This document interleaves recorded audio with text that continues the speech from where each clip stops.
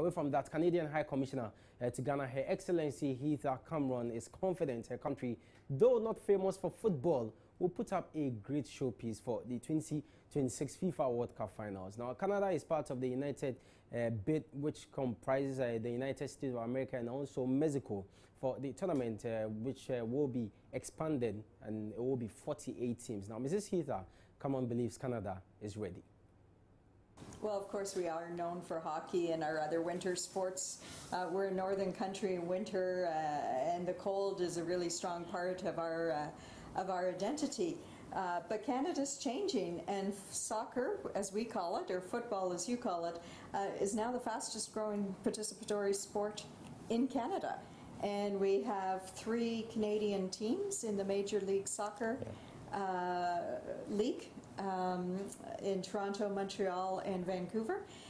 So I think it's actually going to be an opportunity to show a hidden side of Canada, one that enjoys football, perhaps not quite with the same passion as Ghanaians or others on the continent, but definitely a sport that we're learning to love more and more. And I think the World Cup in Canada will be catalytic. You talked about the 3 teams, and it's good to point out that Toronto managed to win the MLS. Yeah. So that means a lot for Canada. But and let me just say too, like our women's national team has won the bronze Olympic medal in both 2012 and 2016. So women's soccer is amongst the best in the world, and I'm sure that the men's soccer isn't too far behind. Absolutely. So the question is, will the populace, will the citizens embrace football? Although you've chalked some decent successes with the MLS and also with the Canadian, women team, are we going to get the whole of Canada embrace football come 2026? Oh, I think so. Yeah. Just look what happened with the Women's World Cup. We had games in 6 different cities right across the country, and great turnout, well over 1.3 million spectators for that tournament. And I think that was record-breaking for the Women's World Cup. And Canadians loved having all of these teams there, and they showed up at practices and so forth. So I'm sure by 2026, the enthusiasm is just going to mount more and more.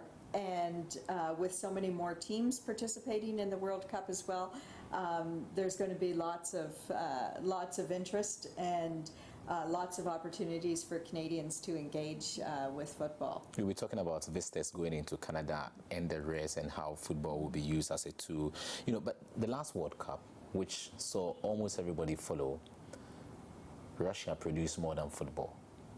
In your view, how do you think football is changing the narrative now? Is Canada using the 2026 World Cup as a means to change something, if I can put it that way? Well, I think two things. One, just Canada, we host many international sporting events. The most recent big one, Women's World Cup. Before that, the Winter Olympics in Vancouver and Whistler. And we always use those as an opportunity to communicate to the world who we are,